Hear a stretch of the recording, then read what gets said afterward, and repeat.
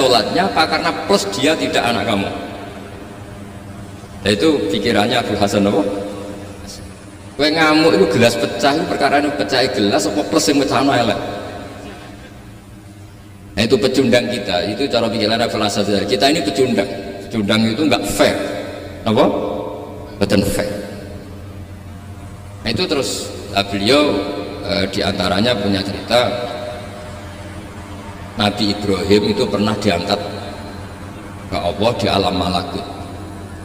Di alam malakut kemudian ini ada di kitab Hikam juz 2 halaman 4 yang di bab ini yang saya baca. Ini cerita terakhirnya Pak itu pun sama tak ngaji suwi-suwi ora mesti paham aduk sediluk. Nak sediluk kan dia alasan kenapa ora paham salah itu sebab mulangi sediluk dulu. Anak suwi sama ora paham malah ribet kan diulang suwi ora paham goblok tenan berarti kan ya. Nah ini untuk menjaga harkat dan martabat niku ngajine sediluk mawon dan takoki malaikat kenapa ora paham salah Gus Pak ngajine sediluk. Jadi duwe napa alibi lah gak ada napa pembelaan. Nabi Ibrahim itu diangkat di alam malakut karena beliau seorang nabi melihat orang maksiat ditanya sama Allah, ya Allah itu orang-orang maksiat itu makan dari rezekimu, menempati bumimu dan semua fasilitas yang kau bikin. Lalu menurut kamu gimana Ibrahim? Ya bunuh saja, matikan saja. Sama Allah dituruti. Melihat lagi ada maksiat yang berbeda, selalu Nabi Ibrahim usul itu dimatikan. Jadi Ibrahim pernah jadi garis keras lah kira-kira, keras sekali.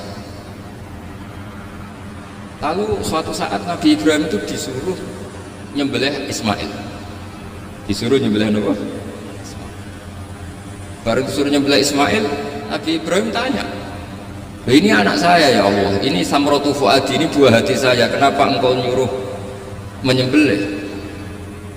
Darah ngetikane pangeran, apa kamu tidak ingat ketika tak angkat di alam malakut beberapa hambaku kamu usul supaya tak bunuh?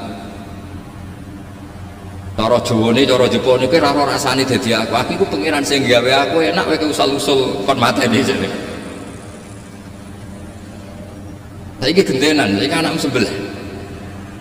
Rumang sama dadi pangeran gak sayang kok. Kowe tak dadekno nabi ku kon dakwah ora kon mateni. Nabi Ibrahim nangis.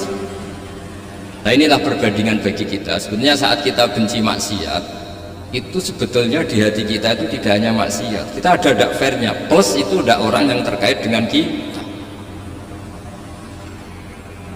Jadi misalnya mau wangkel, penyanyi sing piye mau wangkel, suatu saat penyanyi gue aku, masa gue belum jadi bojomu, hilang wangkelmu kan? Jadi pecundang, kita ini sebetulnya pecundang. Nah, syukur-syukur memang makom kamu sudah tinggi, memang benar-benar benci karena maksiat, paribasane wayu gelembok rabi tetap mantap. Tapi saya tidak yakin soleh-soleh seperti ini imannya sampai seperti itu tidak yakin. Dan saya kalau yakin begitu berarti keyakinan salah itu salah dan bodoh itu, karena itu nggak terbukti. Makanya ini kitab baru kalian kitab Hikam, karena ini acara ngaji Hikam Kula Waos. Sedikit mawon Kula Waos ini jawabannya Nabi Ibrahim ketika disuruh nyembelih Ismail teng halaman 4 juz 2.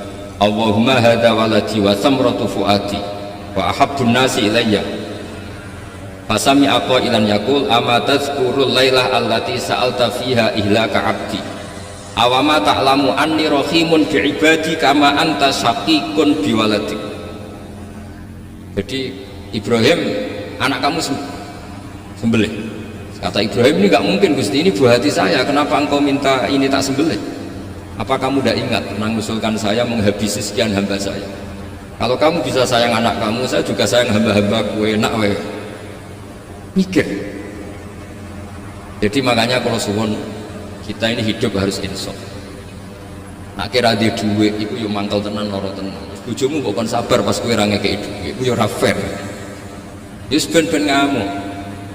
Satu kelihatan cerdas, memang kondisi nggak punya uang itu harus ditanggapi dengan marah, masa diapresiasi. Pinter mas kowe saiki dadi wong zuhud.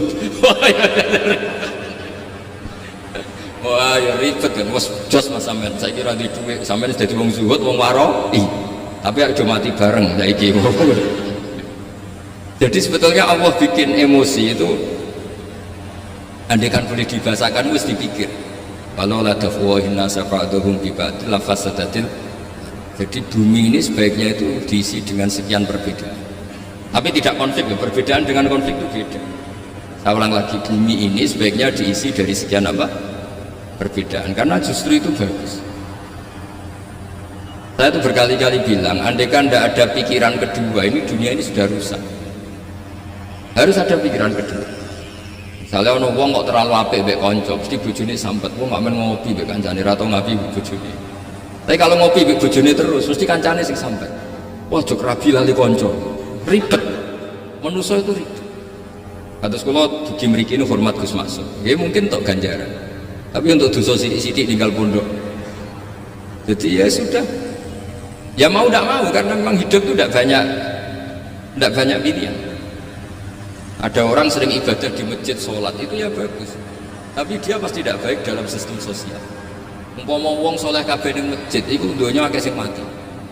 Karena tidak ada tim SAR paling murah. Loh iya kan, wong kecelakaan, itu penolong pertama itu orang yang di masjid apa sing tukang ning dalan-dalan. Artinya sing nang masjid iktikaf mesti ra duwe ganjaran nulung wong kecelakaan.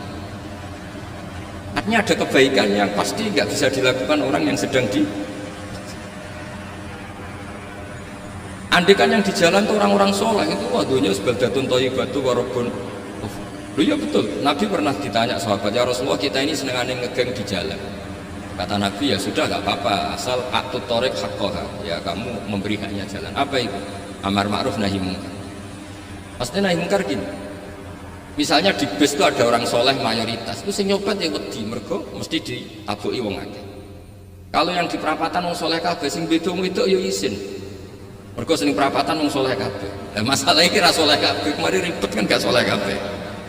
Jadi sebetulnya Indonesia itu aman kalau yang di jalan itu soleh semua, karena perempuan lewat gak diganggu, gak copet gak berani, semuanya aman. Maka di Islam itu menyebut kebaikan itu jumlahnya banyak sekali.